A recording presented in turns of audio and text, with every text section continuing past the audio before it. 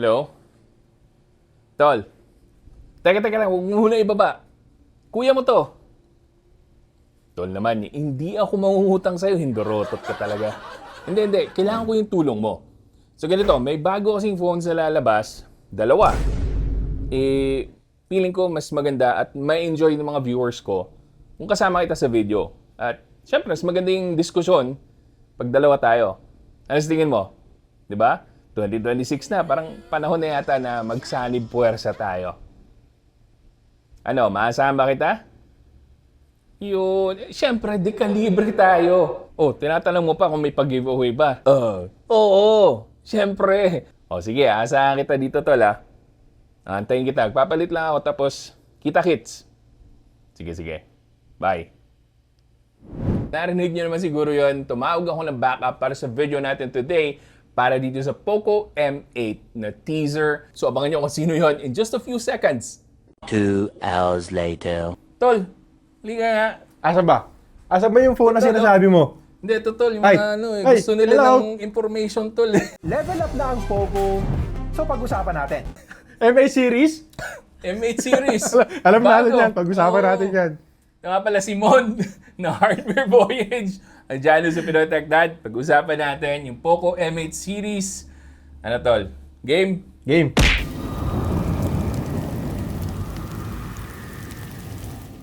Bago ang lahat, gusto mo nang sabihin sa mga viewers natin, baka mag-exit sila bigla eh. May pag-giveaway ulit tayo dito sa video natin. Isang Poco M8 ang mapapasa inyo. Lahat po ng mechanics nasa dulo ng video. So panoorin nyo lang po yung mga usapan namin ni Sir Mon about the Poco M8 series. It's not just the regular M8, may M8 Pro. Tama ba, Sir? M8 Pro, meron. Grabe oh. Actually, maraming dapat abangan kasi medyo maganda-ganda yung upgrade na ginawa nila ngayon sa M series. Well, nakita rin naman natin yung mga upgrades na ginawa nila sa F series. Pero tingin ko itong M series na to maganda-ganda rin. Alam mo, ang ina-expect ng karamihan X series talaga. Actually ako rin. Na-expect ko rin talaga Di ba, yun. kahit ako, January, yung parang ano. X series na to. Pero Yes. biglang ginulat tayo. M series ang ilalabas, guys. Let's start with the performance, Sir Mon. Balita ko sa M series ng Poco, maganda-ganda yung upgrade sa performance. Pareho ng M8 tsaka M8 Pro. Dati MediaTek sa M7 Pro, di ba? MediaTek Dimensity 7025.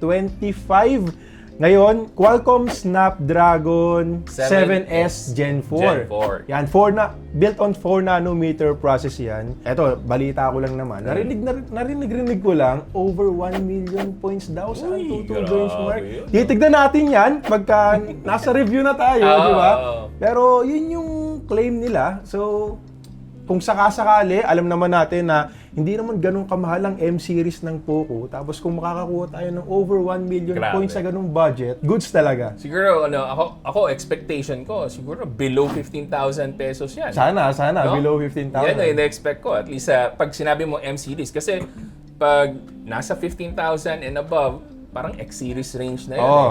Diba? Babangga naman sa Oo. X series, di ba? M8 may improvement din. Pero siguro pag-usapan natin yun sa channel mo. Yung Yes. M8 naman. Medyo improvements naman para sa M8. Alam ko meron. Malaki din yung improvement Yes, ng meron M8. din, meron din. Yun. So, baka naman hindi nyo kasi panoorin si Sir Mon. Panoorin nyo rin. Meron din akong ganitong video, ha? Para lang malaman nyo yung detalye talaga. Kasi hindi namin masabi lahat dito in just one go. At may extra information kayo makukuha sa channel ni Sir Mon, sa Hardware Voyage. So, ililink natin yung channel ni Sir Mon, yan just sa description box. I'm sure marami sa inyo nakasubscribe na sa kanya. So, yeah, abangan nyo rin yung review niya or yung teaser video para sa M8 series. Next na improvement, I think, pinakamalaki dito is yung battery. I heard battery. Battery isa rin sa Wow, mga... matindi. Kasi ang binubulong sa akin ng ilang agents ng Poco, flagship level daw yung battery. Buti ka pa, binubulungan ng agent. Sana all. Sa akin, wala masyadong binubulong. Wala sinabing Lalo ganun, na ano? pagdating sa pricing. Talagang late ibulong sa akin. Oo, naiipit. Pero no? yes, nabalitaan ko nga rin na maganda-ganda yung battery upgrade. Well, nakita naman natin last year, 2025, yung silicon carbon battery, mas dumami na yung mga phones na may silicon carbon battery. So, mas dumami yung mga phones na may higher battery capacity And this time, ganun yung makikita natin sa Poco M8 series. Ang Poco M8 Pro, pwede ko naman sabihin, 6,500 mAh yung battery capacity. Big upgrade kumpara dun sa M7 Pro na nasa 5,100 mAh lang last year. Grabe, no? Ang laki ng difference. Tsaka yung balita ko, yung charging nito, sobrang bilis na. Pero pag-usapan natin yan sa channel mo. Yes, yung yes. charging nito, yung fast charging, doon yung malalaman kay Sir Mon. Panoorin Grabe. nyo. Ang bilis talaga. Yan lang yung masasabi sa'yo, ang bilis. Subscribe na rin kung hindi mo nakaka-subscribe sa parehong channels namin. Diba? Of course, yung M8 meron ding improvement pagdating sa battery. Pero tingin ko ang biggest leap talaga is para sa M8 Pro, no? Actually, maganda din naman yung ginawa nila sa M8. Base sa mga specs na nakita ko, hindi pa kasi full specs talaga yung nakikita namin. Actually, kulang pa yung nakita Putol-putol natin. na info pa. details, Talagang wala yung spec sheet na nakikita natin sa website. Wala pang ganun.